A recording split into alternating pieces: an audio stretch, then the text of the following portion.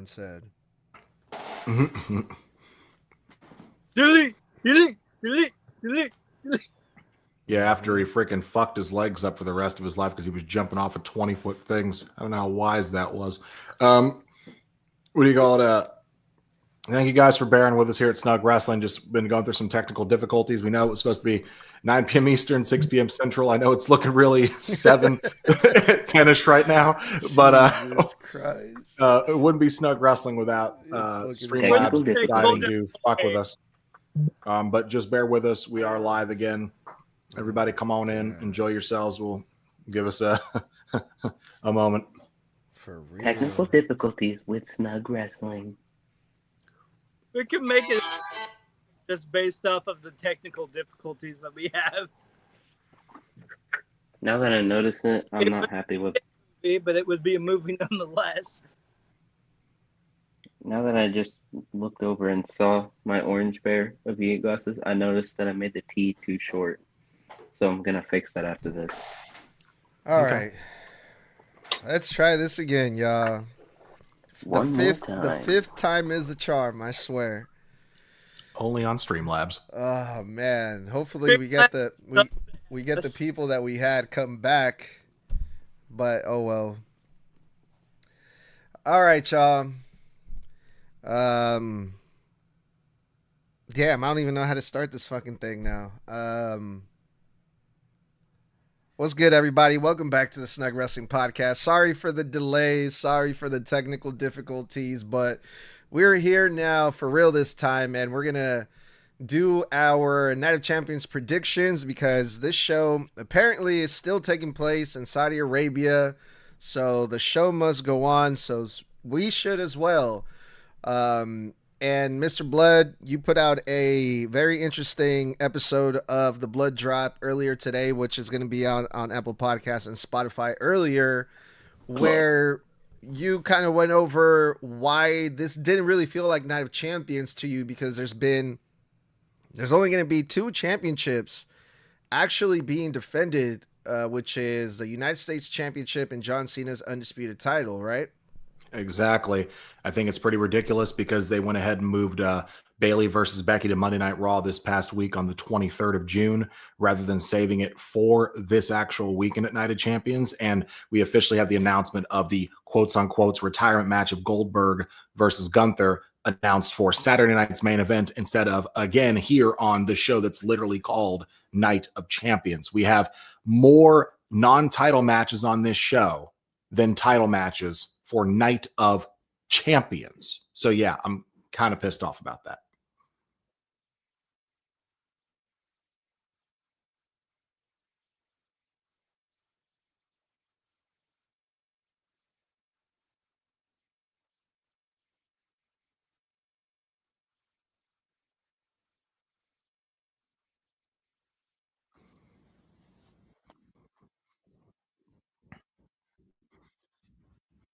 I don't feel like it because even if you were to say, hey, well, we know that the winners of King and Queen of the Ring automatically get a guaranteed shot at a champion at SummerSlam, you could just do the tournament finals after this show and not at this show. Then you still have the titles defended, and then you still have to have your winners for King and Queen of the Ring. The thing that aggravates me is that when they originally debuted this pay-per-view platform years ago, the first Night of Champions, they literally stated the one night a year, this is what they said, the one night a year where every quote unquote championship belt will be on the line in the company. That is how this show was originally sold and started over nearly 15 years ago. That was how it was sold. To go from every single title will be up for grabs on one night of the year to really build the buzz for it. To, hey, we got like 5 matches tonight and only 2 of them are title matches. One's a street fight. One's just a one-on-one with Sami Zayn and Karrion Kross. And then one is, and then 2 are tournament finals. And then 2 are actually title matches. It's like. Yeah. I mean, to me, I kind of feel like the King of the Ring and the Queen of the Ring are also kind of considered some type of champions, no? Because they're the champion of the King of the Ring and the champion of the Queen of the Ring, right? I mean, essentially, I'm sure they're going to get crowned they're going to get the crowns like last year, and probably those King and Queen of the Ring. I think they got like title belts last year or something for winning King and Queen of the Ring, or something like that. I don't think that was it though. I don't believe that, but the point is, yeah, it's a title in a sense, like in name. Hey, you're the Queen and King of the Ring, but you're just a number one contender. Once you win tonight or that night on Saturday, you're a number one contender, not a champion.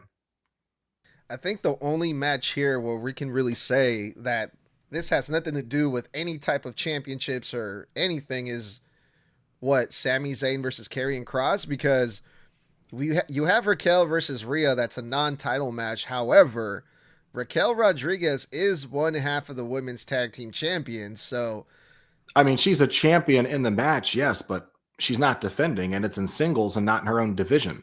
So, I mean, I can see where, hey, we still have another champion, quote unquote, on the show, and they're going to announce her as one half of the women's tag team champions, but it's not her defending the title. The title will hold no spotlight in this match. It's just, hey, the champion of that division is getting highlighted on the show in a match, and that's it. yeah. So, with that being said, I was kind of hoping I can change your mind there a little bit as far as, this does kind of feel like a night of champions in other different ways, not in like the sense that every single match is a title shot, but we are going to be crowning a King of the Ring champion, a Queen of the Ring champion. Raquel Rodriguez is a champion. We're going to see 2 championship matches. So just look at it in the brighter side, Mr. Bludd. When I look at it this way, I can say this. Every single person on the card wrestling Saturday night has been a champion at some point. There's not a single person on the card that has not been a champion in WWE at some point. Even Karrion was a champion in NXT. So everybody on this card is champion material. That I can say. Well, with that, I think we can get started with the matches here, and I want to start off with Rhea Ripley, good old Rhea Ripley versus Raquel Rodriguez. This is a match that I've been asking for this match for a while. I've been wanting to see Raquel Rodriguez in a better spot, and her being partnered up with Liv Morgan, who's injured right now. That's a great look for Raquel Rodriguez because Liv Morgan is a top star. She's getting this match versus Rhea Ripley at Night of Champions. It's not really like a really heated personal feud with Rhea Ripley, but at least it's a singles match versus Rhea Ripley in a PLE, and I think hopefully this is just the beginning for Raquel Rodriguez. So I'm looking forward to this match. After Monday Night Raw, Raquel threw Rhea Ripley through the table. Who do you guys got to win this one? I'm going to go ahead and say I think Rhea's going to win it, unless there are specifically shenanigans from Roxanne. Because Roxanne did come down this past Monday night and get involved, and she's the reason that the Tejana bomb was successful on Rhea, which I thought was a great spot, by the way. I thought that crash to the table was nice. It was crunchy. It was gnarly. Rhea sold the hell out of it. And we saw a glimmer of what looks to be Roxanne and Raquel getting on the same page. Therefore, one could assume in a street fight, this is a no disqualification match, i.e., there is no way in hell that Roxanne Perez does not get involved as well on Saturday unless she decided not to fly out to Saudi with them. But on the off chance that she did, I'm going to assume that she is getting involved in this match. And I would also assume with the two of them, the numbers game, there's a high likely chance that Raquel could win too. For now, I'm going to say Rhea prevails, fights through, but I think Raquel wins thanks to help from Roxanne Perez. I'm on the same page with Bludd. I think Rhea's winning, but the only way I see Roxanne winning, yeah, Roxanne's totally in this match. The only way I see Raquel winning is by Roxanne if she flew out to Saudi, knowing what's happening right now, but I'm not going to get into that. Yeah. I do agree that the odds-on choice here is Rhea Ripley, but I'm not going Rhea. I think Roxanne is, in fact, going over there. It would be her first show in the Kingdom of Saudi Arabia. She has not been there, so obviously she would want to be there. So, my money is actually on Raquel Rodriguez.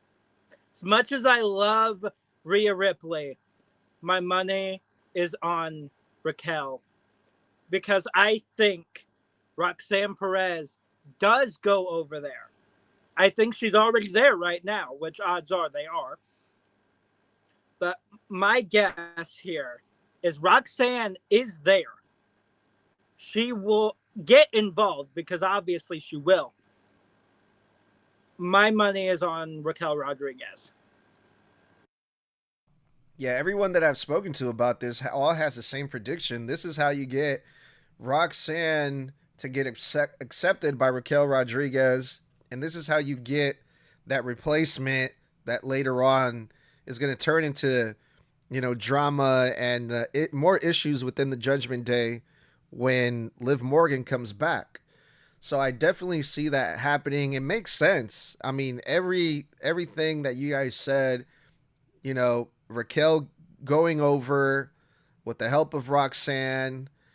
And I'm with that because, again, I want to see Raquel get some wins and get some wins over some important people like Rhea Ripley. So I think, you're not going to get any disagreements from me on this one. Raquel Rodriguez, she's going to win this one with help of Roxanne Perez. Pretty easy, right? All right, you guys, let's move on to the next match here. Let's go Sami Zayn versus Karrion Kross. Karrion Kross, finally, it seems like everything that's been happening has been working for Karrion Kross's favor. Karrion Kross has been screwing with Sami Zayn just to get on TV, it seems like. And he's been doing this for months. Karrion Kross has been messing with Xavier Woods backstage. He got a match out of him. And then he went to AJ Styles. He got a match out of him. But I want to say he's had like 3 TV matches in the past, 6 months or something crazy like that. So poor Karrion Kross, he's finally going to get a shot at a PLE versus a big star like Sami Zayn. The people have been asking for this. I can't wait to see this. It's going to be tricky, though, because Sami Zayn, he's basically in a second home out there in Saudi Arabia. He's over as can be. But this is also, will the fans in Saudi Arabia accept Karrion Kross? I mean, the fans in the United States love Karrion Kross, but we're going to a whole nother country now with this one, and I don't see Sami Zayn getting pinned in Saudi Arabia. But what do you guys think? I gotta say, it's kind of difficult because if I remember correctly, the last time that Sami wrestled in a high-profile match in Saudi Arabia was when he versed Roman. Or was that when they were in... yeah, so like for me, the fans accepted him and he still lost. But as far as it's concerned, this is difficult to place, right? Because Karrion is getting organically over with the internet community and with the fans and live attendance back here in the States. It is very difficult to say how they would react to him in Saudi Arabia because I don't mean this any type of way. But whenever WWE goes over to Saudi Arabia, it feels more like an obligation. It feels more like they're there just to be entertainment for the prince, right? It doesn't feel like the fans in attendance are really fans, in my opinion. It feels like they're just there to witness a spectacle from America that they never see. I don't know if I'm the only one who's ever felt that way, but that's how I feel when I watch. It feels like it's a dog and pony show and that those fans are there for the entertainment because they don't ever get something that massive over there. But it's a thing to do. So for me, I don't know if he gets the reception, but that's what makes it difficult to tell if Karrion could go over. Because you got to think, on Monday when Sami punched him in the face and he waited till he walked off, Scarlett tells him, "You can stop now. and he just turned out he was laughing his ass off, and he's like, we got him. Something's got to be up Karrion's sleeve, right? It couldn't just be he eats a pin. That's got to lead to something. All this manipulation has to lead to something. So, and I don't know if that comes down to the booking where Sammy maybe can't put Karrion away, or Scarlett's constantly getting involved until the point where Sammy loses his shit and snaps, or something else happens later in that night. I don't know. I truly don't. But I feel like this has to culminate somewhere. But again, I do believe Sammy is turning heel at some point. I don't think it's here, but Karrion, I think, is going to be directly involved with the heel turn regarding Sami Zayn. So for the winner, I'm going to say Karrion because I feel like it needs a payoff. You know, I hate this match only for one reason, and it's because it's like the Monday match with Cody and Jay. I can't pick a winner. I like Sami Uso. Karrion is over as fuck. I can't pick. Yes, I agree that eventually down the line, Sami is going to turn heel because of Karrion, because everyone that Karrion has talked to, except for AJ Styles, has turned heel. The Miz, Xavier Woods, and Kofi Kingston. I just can't pick. But if I were to pick, if I'm in the mind of Triple H, I'm like, okay, Karrion is over as hell right now, so why not make him win over in Saudi? To get him over with their people, because he's over as hell in the United States, but he's maybe not over there, so why not just do that? I don't know, but it's hard to pick, but I'm picking Karrion.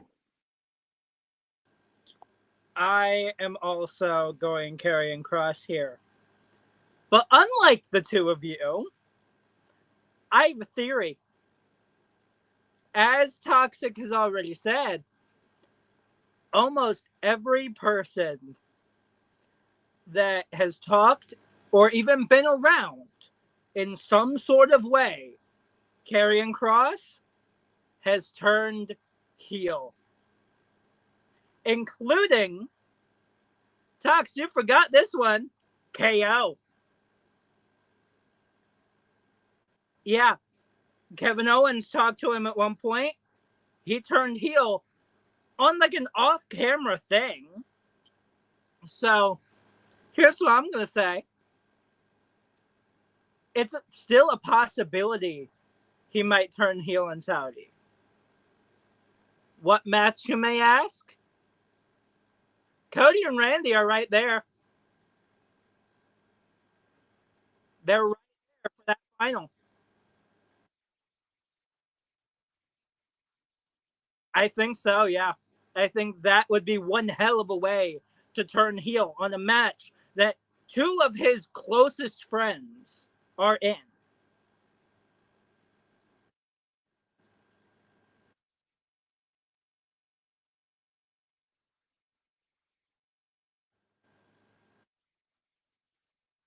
In that situation, then In this trio of friends, both of y'all are saying Randy. Cody doesn't really have a good track record with friends not turning heel on him. Kevin Owens did. He's been around a ton of friends that have turned heel on him at some point, including Seth. He didn't turn heel on Cody particularly, but he still turned heel and targeted him in some sort of way.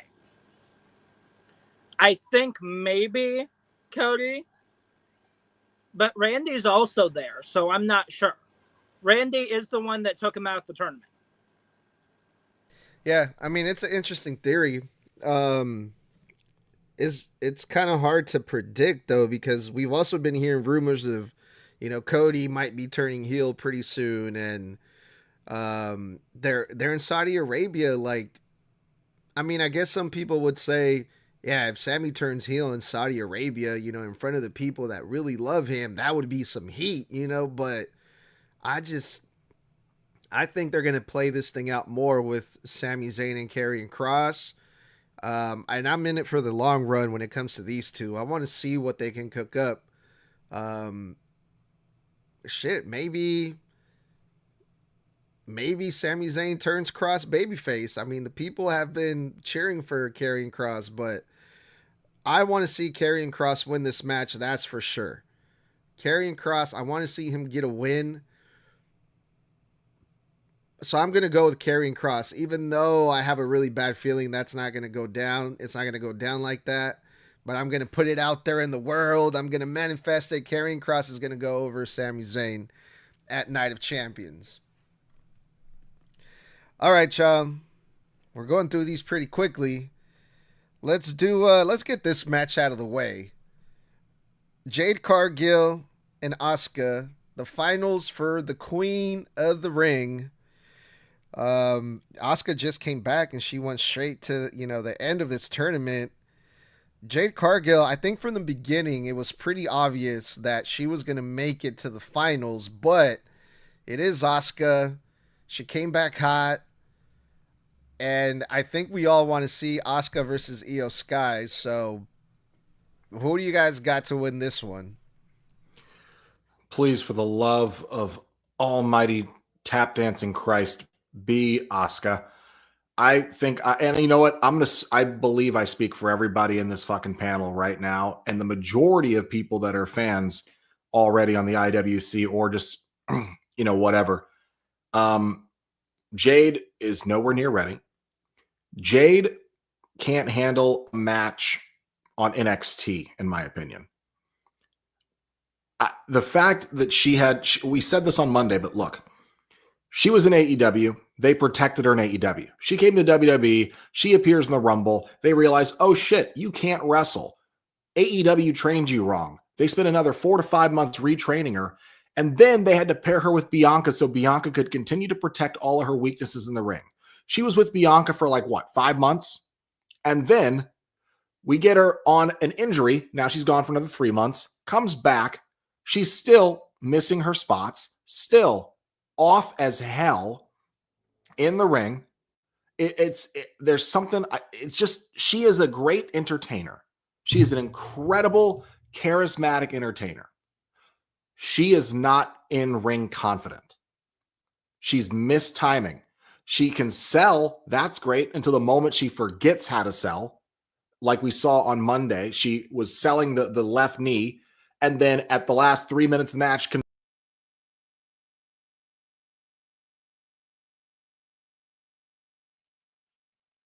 what the fuck you doing to us, man? Come on. What happened Perfectly to timed, him? too.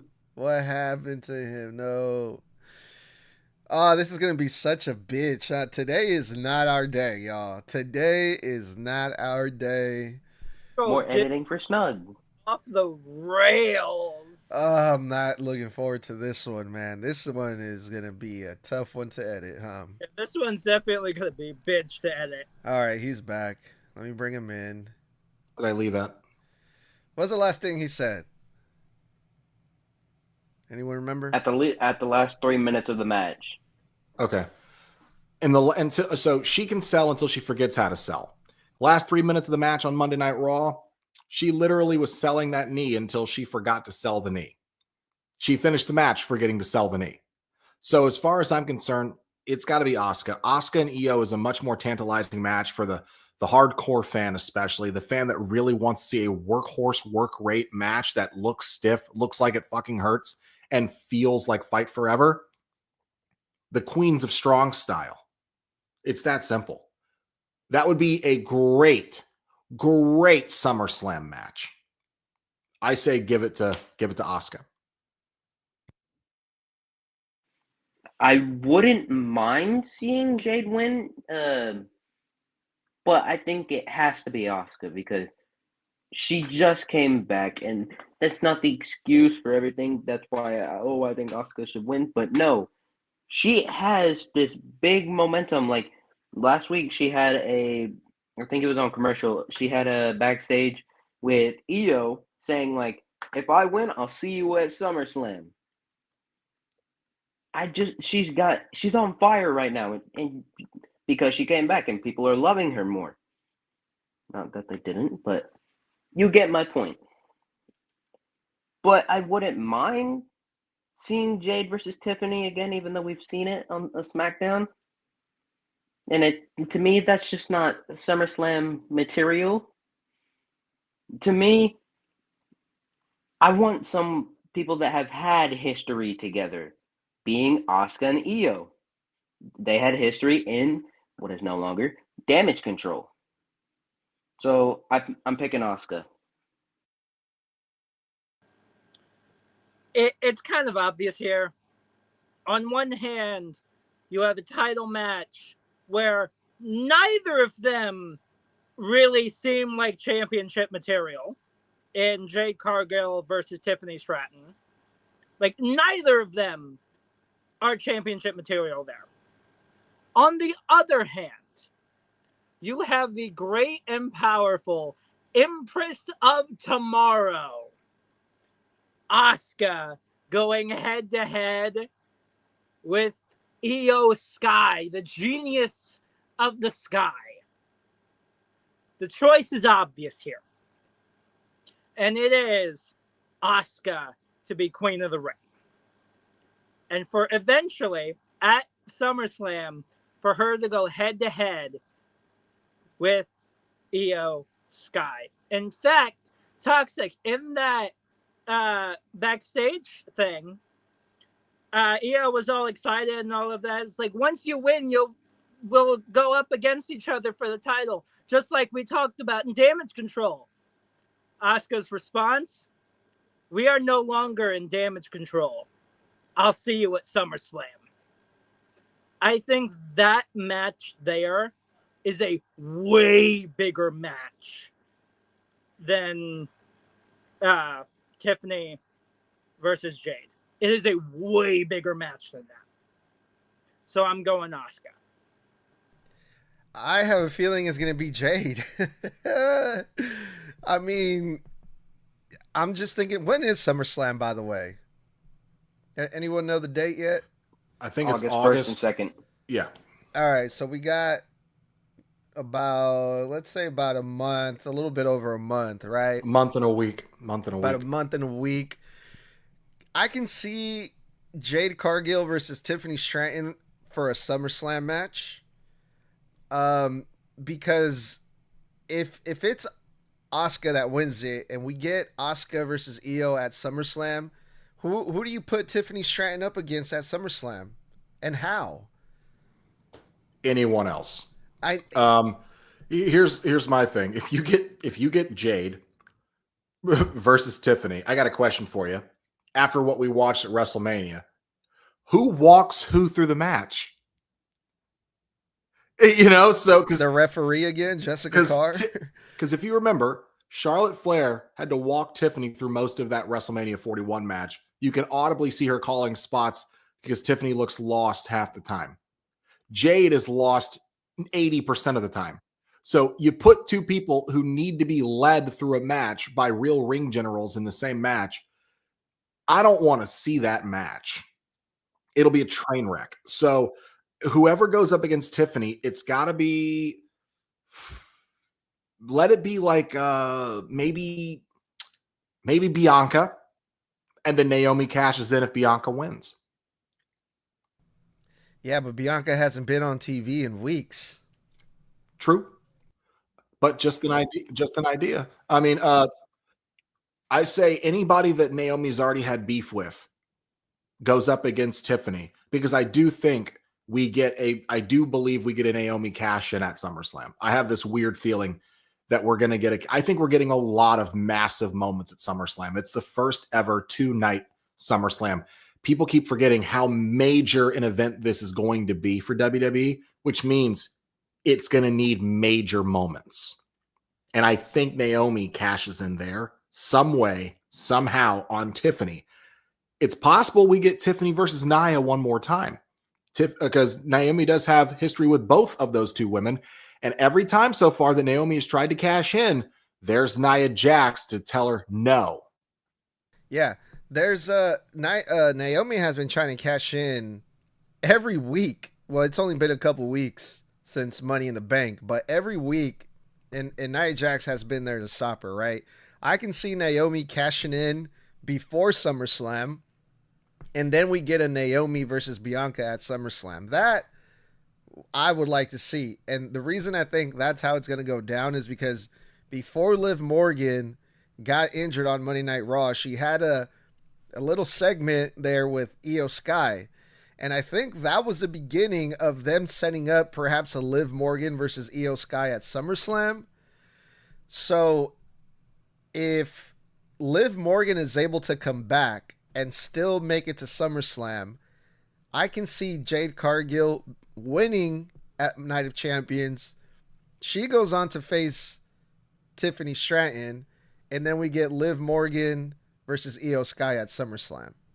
I would love that. I would love it if we didn't already know they expect Liv to be out for a minimum of 4 to 6 months, because she has to get surgery on her shoulder. Ah, that's right. That's the only bummer there, because I like where you're going. I like where your head's at, and it makes sense. And Liv has got some of the best story possibilities, in my opinion, that surround her. Out of every woman in the women's division, Liv always feels like she has the most possibility. And I really like that about her character. To lose her right now, especially before Evolution, especially before the next Saturday night's main event, especially at Night of Champions, where we could have had a women's tag match, and especially before SummerSlam. I mean, they had to throw out the entire Evolution pay-per-view already and start from scratch, because everything at that show was apparently going to be surrounding Liv Morgan. That tells you how important she is. So that means they probably had to pivot with whatever they're doing with Io. That's and right, Tiffany. Yeah, I completely forgot about that. Well, then in that case, yeah, let's see Asuka go over Jade Cargill, and then we get Asuka versus Io Sky. It'd be one hell of a match at SummerSlam. All right, y'all. So we pretty much all agreed on pretty much all these matches so far. Let's see if we can switch it up, since we're talking about the finals of the Queen of the Ring. Let's go on to the King of the Ring. This is another one of the matches that I'm really, really looking forward to. And I think this one, we're not going to agree on this at all whatsoever. Cody Rhodes versus Randy Orton. Who do you got? Man, this one is going to be interesting. I have one of my favorites right now of the whole new generation in Cody Rhodes. And I've got Randy, one of the most integral professional wrestlers to my actual love of professional wrestling. Remember, he was on my Mount Rushmore when we did the Rushmore videos. And also the fact that these two are very close friends. And like I said, I was hoping that we would get Cody v. Randy if Randy was a heel, because I wanted a personal betrayal story between the two of them to really flesh that out for the rest of the year. That being said, we could, unless they do the stupid unthinkable of having Goldberg go over on Gunther, then we would get the Randy Gunther rematch, right? I don't need to see Randy versus Goldberg. You can keep that shit in a paper bag and throw it in the dumpster. Because Randy just came back from spinal fusion surgery. I don't need Goldberg to drop him on his head. You know what I'm saying? And as far as concerned, when it comes to Cody winning, I would love to see Cody and Gunther run it back. We've only gotten that once. I would love to see Cody versus Gunther, and I would love to see Cody versus John. But Tommy, calm the fuck down. I would love to see Cody versus, I don't even know what the fuck he's saying. He could. I'm just saying the possibilities of the matchups. So,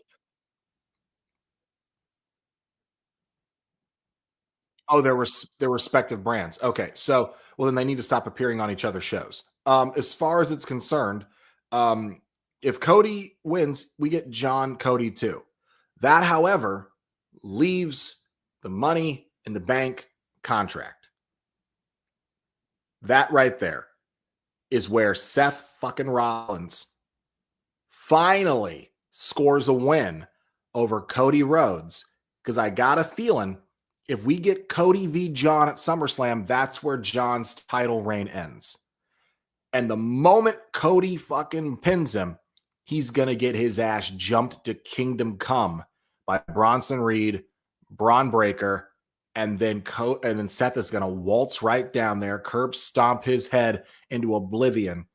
And 1, 2, 3, you've got a new undisputed champion. And on top of that, John's going to go away for a little while so he can keep those last couple dates, probably return as a babyface. And you got to think, well, Seth can finally say, I beat Cody Rhodes, because they're 3-0 right now. So as far as it's concerned, I think Cody wins, because we already had John versus Randy once this year. That was the first title match he had. I don't need to see that again. I really don't. So I want Cody v. John 2 out of the way so we can get to Roman coming back. Oh, man, I'm in a tough place again. These two are my all-time favorites, but I have to pick Randy. I have to pick Randy because he was in the finals last year against Gunther, and that was controversial. They tried to cover it up with Bash in Berlin. They still didn't do it, in my opinion. So what a better way to cover that up with making him win this year. I mean, they brought it up in the first Fatal 4-Way that he was in against LA Knight, Alistair, and Carmelo. They brought it up. Yeah, they brought it up that. But didn't you guys just tell me that the winner goes for their respective championship brand? Okay, Bludd. The bracket went 4 people from Raw, 4 people from SmackDown, 4 people from SmackDown, Yes. 4 people from Raw. Yes, Randy's on SmackDown. Yes. So how would he challenge Gunther? Yes, but how would he challenge Gunther, you're saying? He wouldn't. He would. No. Okay. I was trying to figure that out because it sounded like you wanted to run it back from last year. Okay. Let me finish. What a way. You could cover the controversy up with him last year losing to Gunther, with him beating Cody. And plus, I just want to see Cody. I know Bludd doesn't, but I want to see Randy versus John because, no offense, but R-Truth fucked it up. Randy was right there. He was about to punt John Cena's head. Punt it. He was about to.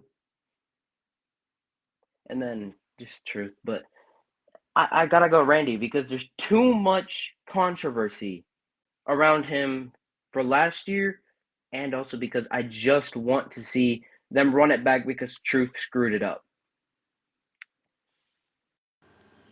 Tox, you're the Lone Star, man. I'm sorry, but you're the Lone Star. I'm going Cody here. I have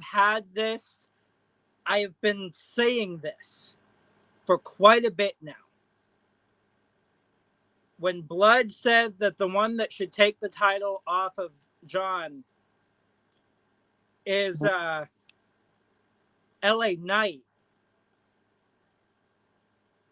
that's when I started saying that this is how I think this is going to go down. Cena still wins his. We'll get to that later. Cody wins this. He faces Cena at SummerSlam. He loses that. And I think the final night, LA Knight finally comes out and says, hey, yo, you tagged with me. Let's go one-on-one. Let's go. Put that title on the line. I think it's about time that title becomes to the man where everybody's saying L.A. Knight. I think that's how that's going to go down. I think Knight will be the one to take that title off of Cena. I don't think it's Cody. I knew that this fucking match was going to be the match that fucking divided all of us, and I love it. I'm going Randy Orton, y'all. I love Cody. I'm a huge Cody crybaby for life. But I gotta agree with Toxic, man. I was there at WrestleMania for Cody versus Cena. Already seen it.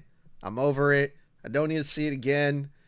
However, Randy versus Cena, I think because of the history, I think because of how their last match went at, what was it, Backlash, and just the way that Randy Orton has been built like the last few months, I think the bigger match at SummerSlam is Randy Orton versus John Cena. And I feel like right now I'm at the point also where, like I said, I love Cody, but I'm kind of over it. I'm when he comes on my TV, yes, it's still good. It's still entertaining. I enjoy the promos. But next. That's how I feel sometimes. I think it's time for Cody to get a fresh coat of paint, a new coat of paint. And yeah, I'm kind of hoping Randy versus Cena at SummerSlam, y'all. Can I ask you something? Yeah. If you were at Mania 41, which you were, and you saw Cody John and you're like, seen it, why on earth do you not feel the same way about John versus Randy, which we've seen hundreds of times? Hundreds. And half of them for championship matches. The last time I saw Randy versus Cena was at Backlash, right? So that was after Mania. But what was the last time we saw them before that? I think it was like 2013 or 14 when they had the unified title match. And I can't even remember that match. So it's been years. Yeah. It's just, you guys are saying, oh, because R-Truth messed it up. What's to stop him from doing it again?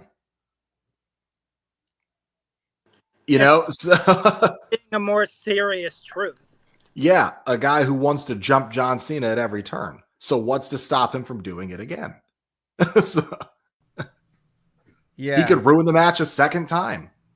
So why would you want to see it again?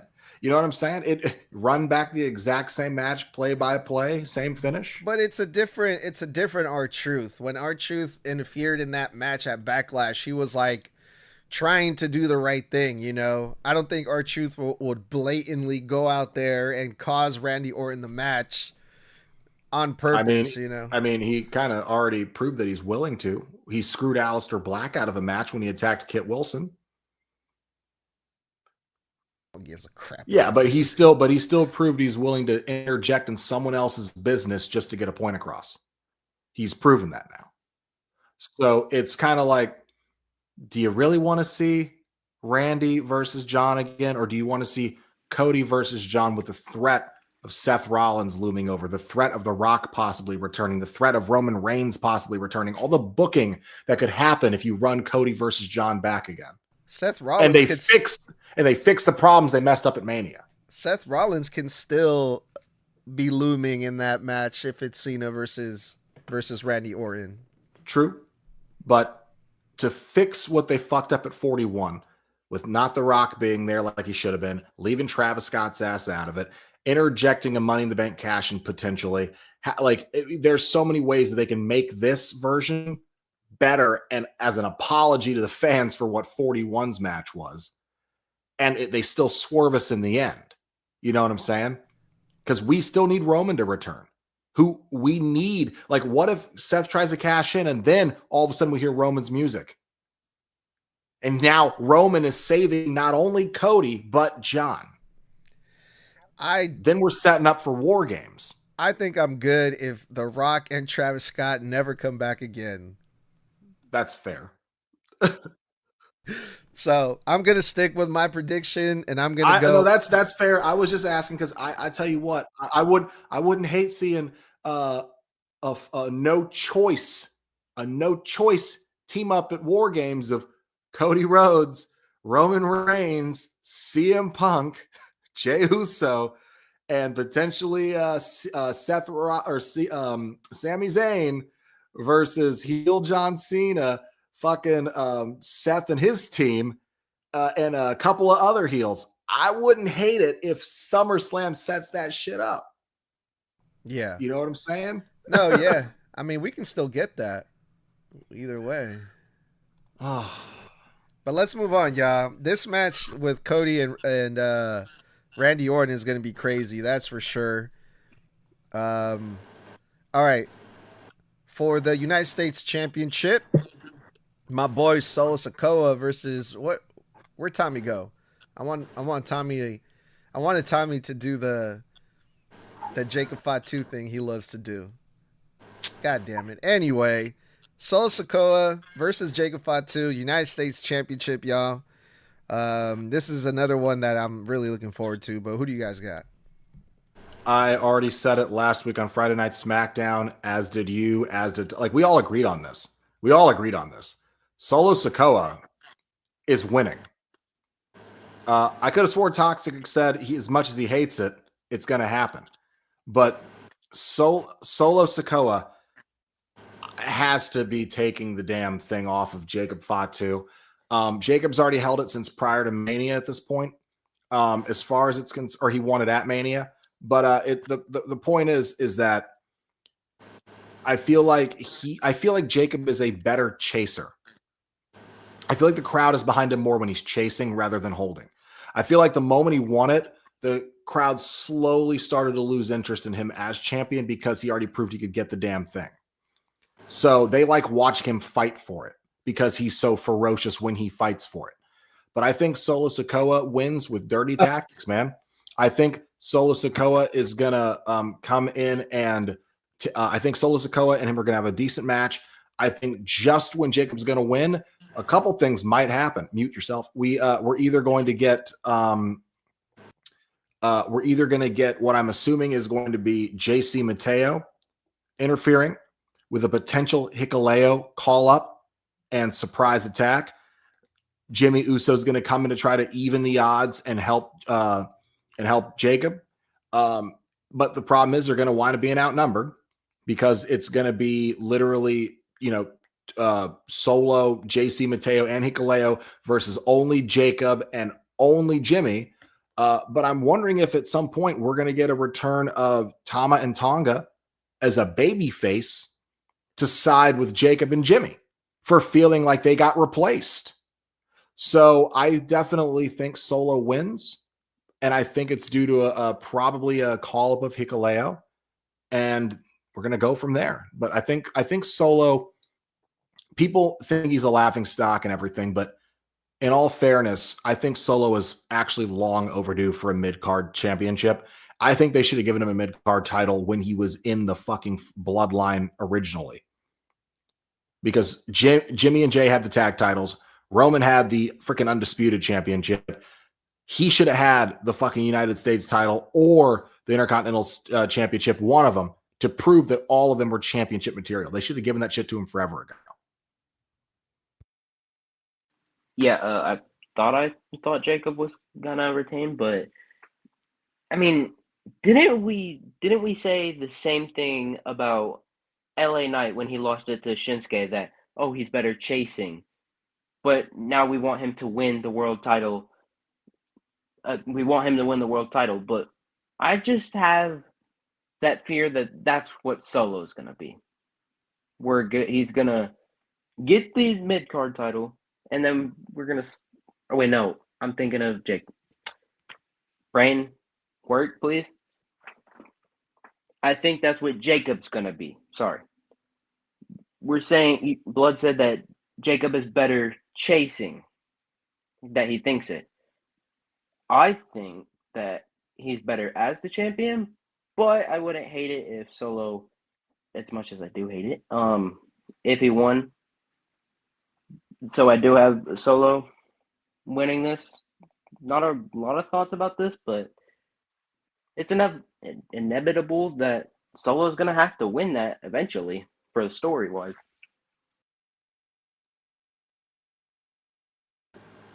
Yeah, unfortunately, I'm going to have to go Solo. As much as I love Jacob Fatu as United States champion because of the fact that he looks so dominant with that title on. He's going to lose it to Solo, unfortunately. Who do I think will help him, though? Mateo. Mateo is still... Jeff Cobb, JC Mateo, same fucking person. Shut up, Toxic. But I think Jeff Cobb Mateo, the full name, will get involved, and I think he will help out Solo Sikoa to get that United States title.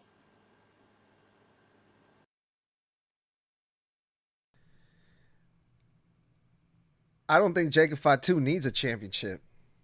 I think Jacob Fatu, he's amazing with or without a title. Yes, a title says that you're one of the best, that you are, you're a big star, and he is. He's all of those things.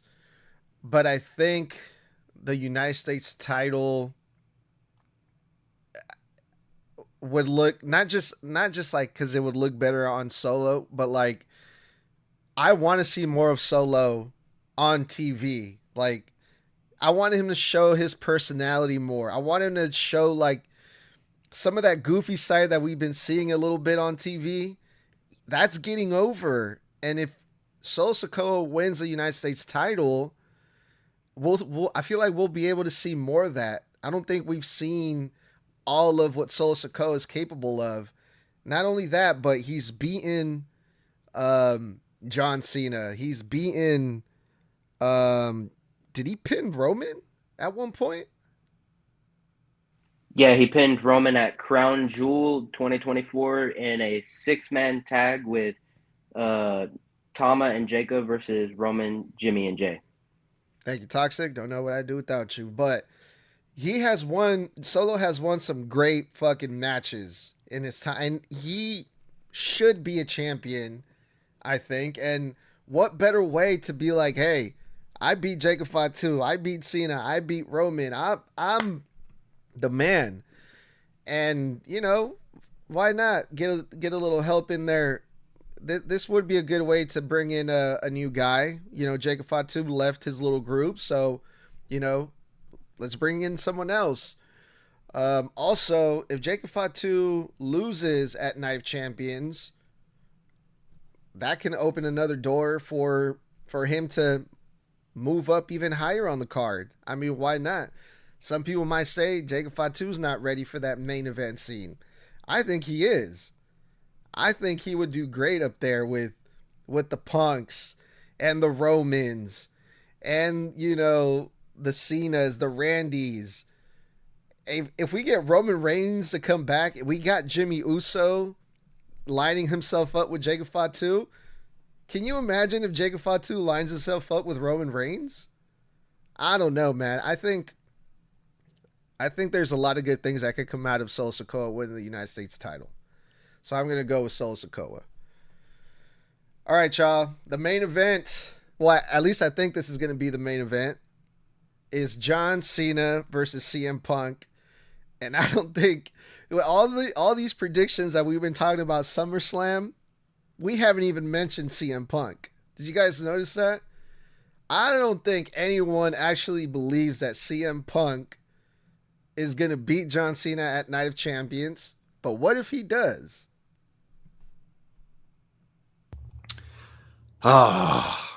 This is the one that the fucking rational, logical booker in me says CM Punk's not winning. Then the diehard CM Punk ride or die loyalist fan with cult of personality as my freaking ringtone says, give it to my boy, please. This is the one match I hate for the sake of I'm torn between the logical part of my brain that knows that what I want to happen won't. And then I'm torn to the other half that's like, no, they could still shock us and give it to us. And I'm holding on to false hope because I actually could see Punk winning here in a sense, because if Punk wins here and goes on to, let's say, SummerSlam, okay, he's at SummerSlam. That means, well, who's going to face him at SummerSlam potentially? It's got to be your respective brand partner or your brand person, right? So you've got to imagine that he's not going to have Cody or Randy, who were on SmackDown, facing him well, actually, hold on. I'm talking myself in a corner here. Let me restart. I can see CM Punk winning because if it goes to SummerSlam with Punk as champion, I could see Cody versus CM Punk. Here's why. We legitimately already had a face-to-face interaction with these two when Cody was still champion. And Punk looked at him and said, look, all these guys are going to stab you in the back, but I'm your friend. I'm going to look you in the eye and I'm going to stab you in the front. So if he winds up being the champion, we could get Cody Rhodes versus CM Punk at SummerSlam, which in my opinion is a much bigger match than Randy versus John 200,000. And then you've got the briefcase hanging over CM Punk's head. I think that would be awesome. You now not only have Cody and fucking Punk right there in prime position, but now you've got the one guy who currently is now pissed off and hates them both. He hates CM Punk the most, Seth Rollins, but he now feels conflicted and upset and angry with the guy he helped finish his story and has history with. That is a much bigger match to me. You know what? Fuck it. Fuck my logicality. I'm going to say it. CM Punk wins because that match at SummerSlam is bigger than any other match that they could book for SummerSlam. I swear. That's the match. I'm calling Punk wins. Punk versus Cody Rhodes, SummerSlam. Cash in by Seth freaking Rollins. As much as I want to say Punk, I have a crazy prediction. What if Cena retains? You have the winner of King of the Ring. Punk says, obviously Cena would try to cheat. Punk says, no, I did not get a fair shot. I want in this match. And it turns into a triple threat. I know, Snug's like, yay, my favorite. Hear me out, though. The end of the match at SummerSlam, we hear, burn it down. And then it would turn into a fatal four-way. Seth cashing in successfully, turning into a fatal four-way, which I'm pretty sure would be the first ever to do that. To turn it into a fatal four-way. We've already got it and turned into a triple threat. And then that's how you get Seth to win the undisputed WWE Championship, because I don't think he's going to cash in on Gunther. I think if he hated Punk so much, he would do that. Screw him. So, as much as I want to say Punk, I'm saying John. I love it. I love it, Toxic. Yeah, everything that Toxic just said, it fits so well. But at the same time, everything that Bludd just said has me in the middle now. Because of the fact that before, I was so adamant that John Cena was going to retain. And then Bludd's over here saying that the biggest match would be a thing that they have hinted at for 2 years now. Don't forget, after, right before this year's WrestleMania and all of that, the exact same type of conversation happened before last year's WrestleMania. 2 years in a row, they have hinted at a Cody Rhodes versus CM Punk match for a title. 2 years in a row. right before the same pay-per-view too, right before the same PLE. Both of them right before WrestleMania. So I am now at a point where I don't fucking know. I'm looking at both sides here. I'm like, that would be a great match to have at SummerSlam. One of the greatest matches to have at SummerSlam. But at the same time, Cena's on his farewell tour right now, which would eventually bring in his little tag team thing with LA Knight. And then the big question is, what the hell is next for Cena if he loses this title? That's the biggest question here. If he loses the undisputed title on Saturday, what the hell is next? Toxic, I don't think Dominic's ready.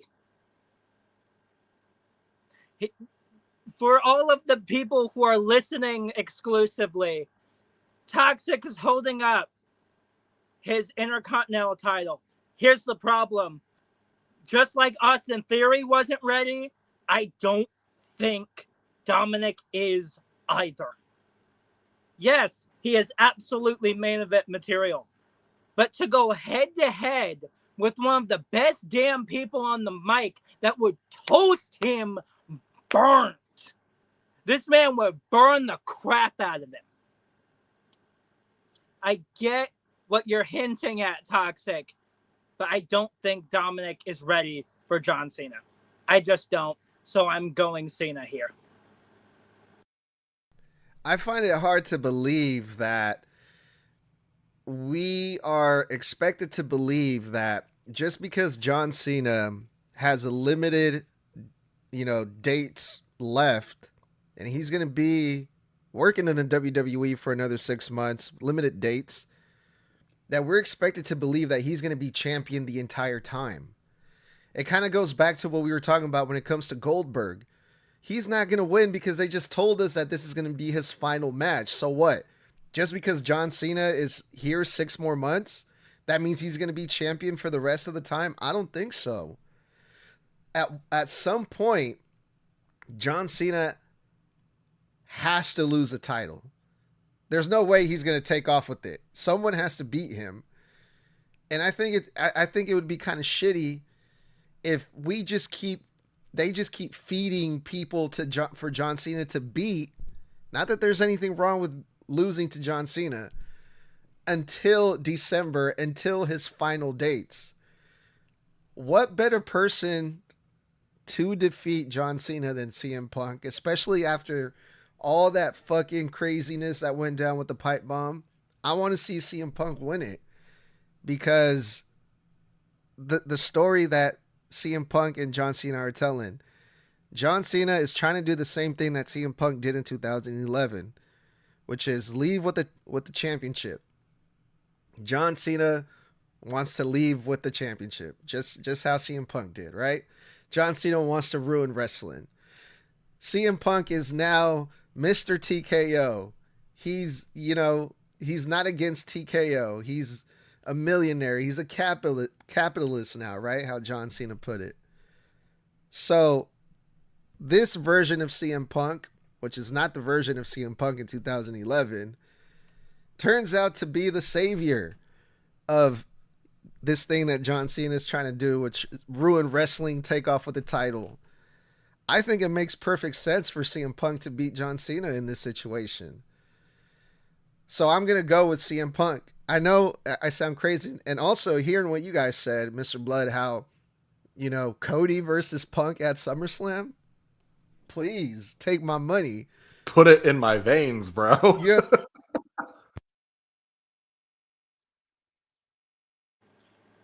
What if neither of them walk out? How would you feel if you are right and CM Punk does win? But of course, with his hatred of him, burn it down. And then all of a sudden, Seth cashes in on... It would be kind of a karma's a bitch, no? Because yeah, but then that leads to Cody v. Seth 4 at SummerSlam. That is true. And also, like, I think if you have a situation where Punk is a champion and Seth is a briefcase holder, you kind of have to build that up. I mean, they have been building that up already. Seth is going to want to fuck with Punk for a minute. He's going to want to mess with his head for a minute because he's all about payback with Punk. God, I hope CM Punk wins. Dude, it'd be my most favorite SummerSlam ever because we never got Cody versus Punk in AEW. Unfortunately, they were ships in the night, so it never happened.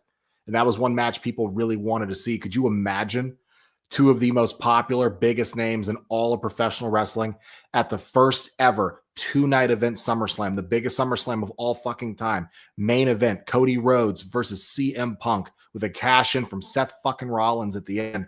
That would be insanity. I can't wait. Inject into my veins. Take my... Here's why I say it's hard being stuck in the middle here. What if Punk does win, and until next year's WrestleMania, Seth does nothing but tease the fuck out of it?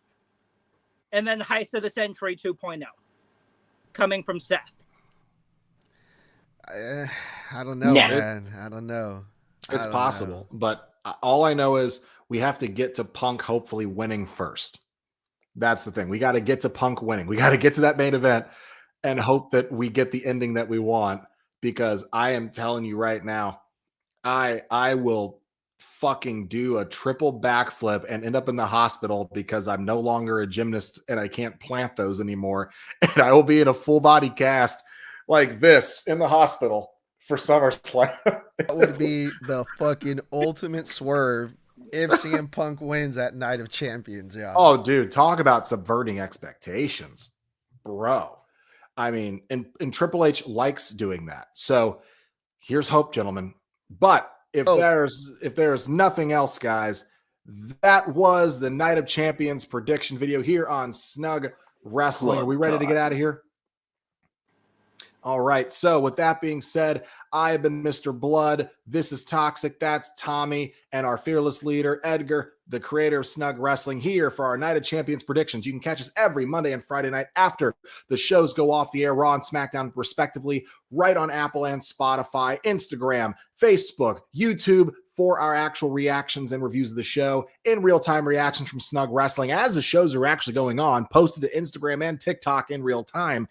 And you can catch me and Snug every single Thursday night, 9 p.m. Eastern, 6 p.m. Central on TikTok Live, where we do one-on-ones tomorrow. Fantasy booking Evolution 2. And we will see you Friday night for the SmackDown review. Until then, stay safe, stay savage, and stay snug. 4 letters. 1